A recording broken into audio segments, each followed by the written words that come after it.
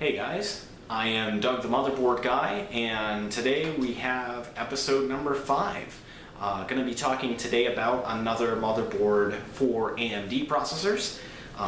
The last episode, in episode 4, we talked about a motherboard for AMD's Athlon XP processors, and that motherboard was by ASRock, that's the manufacturer. Today we're going to have another ASRock motherboard, and it's also for AMD processors. So this one is newer. This is an ASRock A785GXH/128M. So that's an awfully long model number. The reason for that is because the 785 is a type of chipset, so that's the main chipset right there in the center under that gold heatsink. That supports Socket AM2, AM2 Plus, and AM3 socket processors. Those are all AMD processors that were made after the original Athlon 64. So this one is for DDR2 memory. The regular Athlon 64s, when they first came out, they used regular DDR, and this uses DDR2. So this was the next step after the original sockets that AMD had for the Athlon 64. This motherboard has the port layout on the back here is fairly nice. It has a nice selection. So we have the 2 PS2 ports as usual for your mouse and keyboard. We have a VGA for monitor connection and a DVI. And then we also have HDMI right next to that. So this is a fairly early motherboard to support HDMI directly on the motherboard. You didn't have to buy a separate video card to get HDMI. Right next to HDMI there is an optical audio output, so this has really decent sound built right into the motherboard, and you also have over here your 6 audio jacks for your 5.1 surround if you had a standard 5.1 computer speaker set. We have 4 USB ports, and then above one of those sets we have an Ethernet jack to connect to a router or high-speed internet connection. So on the face of the motherboard, I'm going to turn it back around here. We have the DDR2 slots. We have a total of 4 of those slots, and this one does work in dual channel mode, so you can install 2 sticks at a time and get double the bandwidth. It will basically effectively double the speed of the memory if you use the pieces of memory in pairs. Then next to that we have the power inputs on this. This is a 24-pin input, so this is similar to the first Athlon 64 motherboard that I showed in episode 2. And this is basically just an evolution of that board. So we have a 24-pin input for the main power, because it does take a decent amount. Then somewhere below that, down here, where is it? Oh, it's actually up at the top. This one, for the processor input, we don't have a 4-pin connection for that. We have an 8-pin connection for the CPU power. Because this can support processors that can draw up to 140 watts on their own, it does take an 8-pin separate connector here for power directly to the CPU. The original Athlon 64s topped out around 90 watts, so this you can go up to 140 watts on an Athlon 64 dual core or a quad core processor that will go into this motherboard. So it's got a lot more power input for that. We have farther down here the IDE connection. This one goes down to a single IDE connection because they figured that at this point serial ATA is a lot more common. And so they still do provide an IDE connection, but it's only a single one, so you can support up to 2 drives on one cable, basically one master and one slave drive.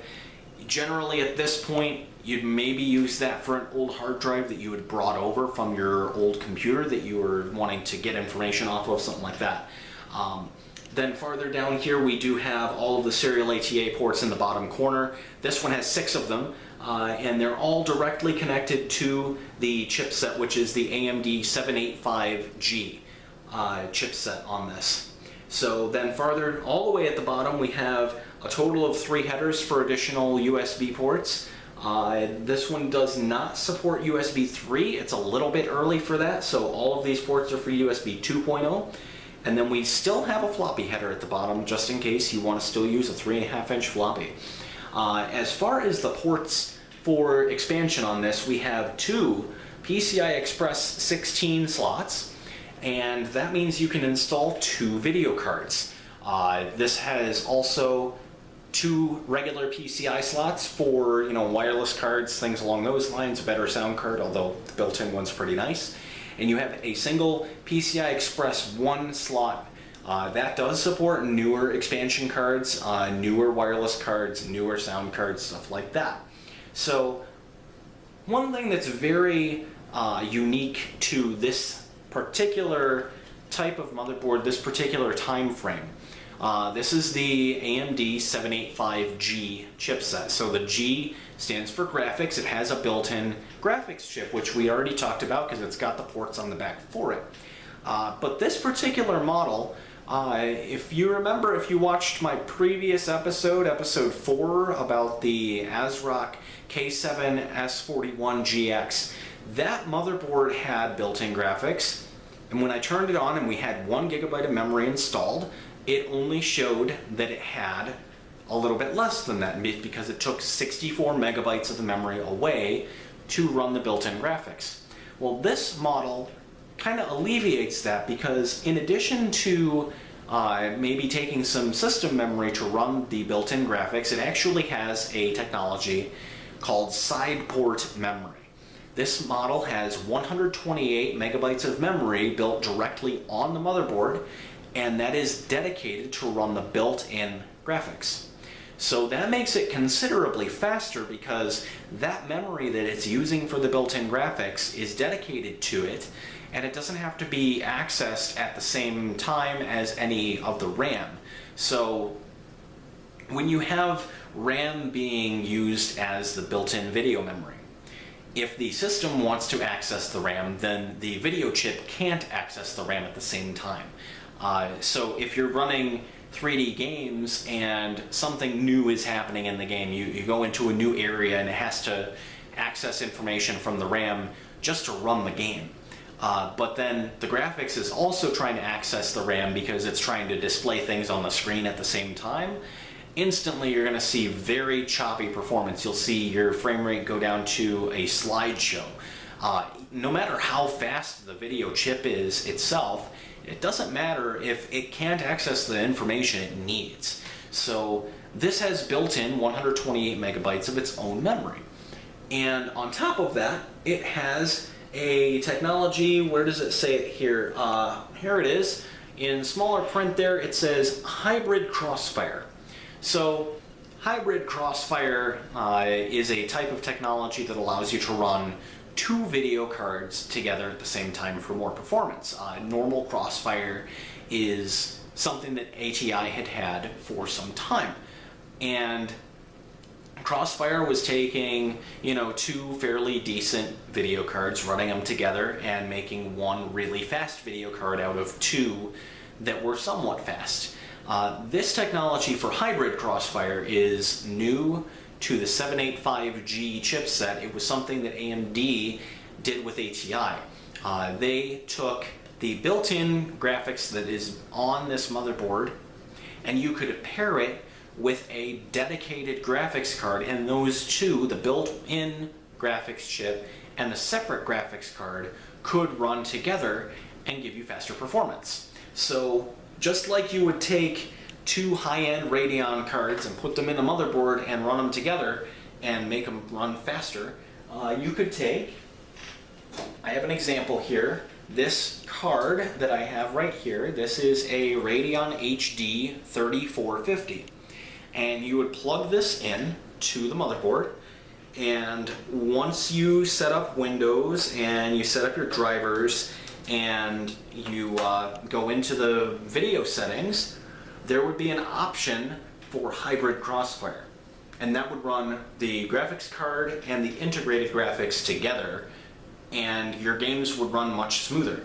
This was going to supposedly make it run as good as a relatively mid-range video card overall, because you had the integrated graphics, which is pretty slow on its own, running alongside one of their entry-level graphics cards that wasn't very fast on its own either.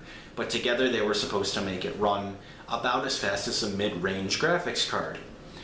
In real-world performance, because it takes some CPU power to figure out what's going on and which graphics card to send the information to, overall it was a decent increase in performance, but it didn't really get it to mid-range performance all the way. A single mid-range card from ATI at this time would have outperformed this whole setup.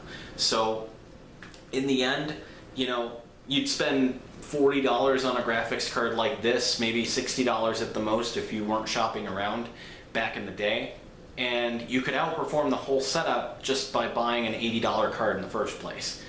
And then you wouldn't have had to buy this nice and expensive of a motherboard. I mean, there's other reasons to get this motherboard because the built-in sound is nice and it has a lot of features. It has lots of serial ATA ports.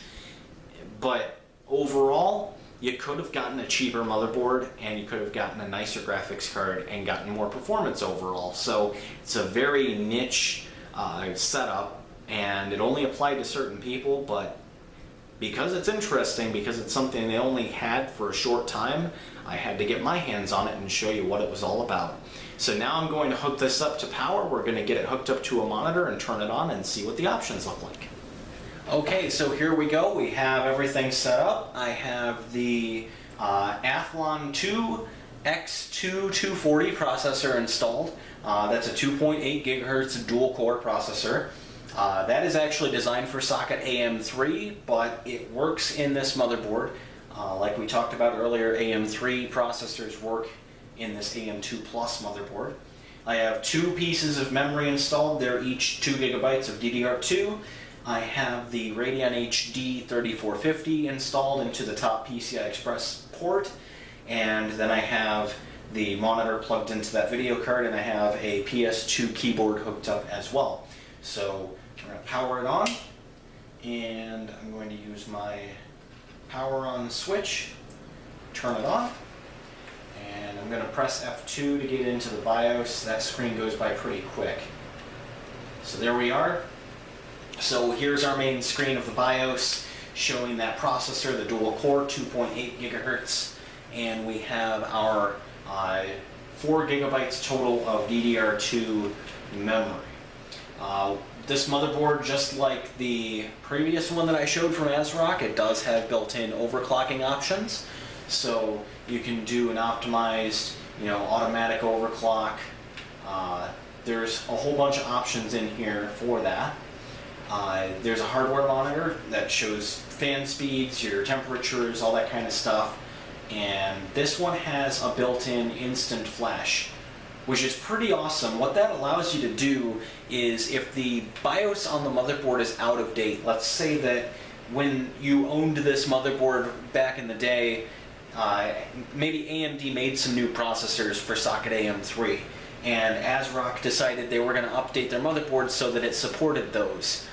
They issue a new BIOS for it to make it so the motherboard can support them. All you have to do is get on another computer, say you have a laptop, get on your laptop, you download the new BIOS file to a flash drive, and then you put that flash drive in a USB port on this motherboard and go into instant flash in the existing BIOS. And it'll do all the rest for you. It'll flash the new BIOS, restart the computer, and you'll have support for your new processor.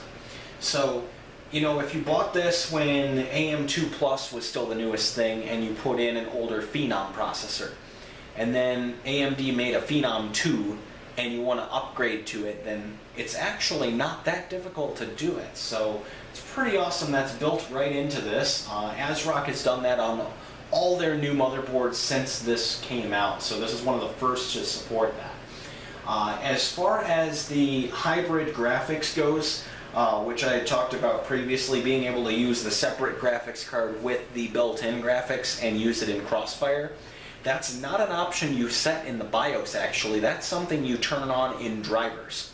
So you have to go through the whole Windows setup, you have to install the drivers for the Radeon card, And then when you go into the options, you can turn on the hybrid graphics. So that's not something I'm going to be showing in this video because I don't have this all set up with an operating system and the drivers installed and all that.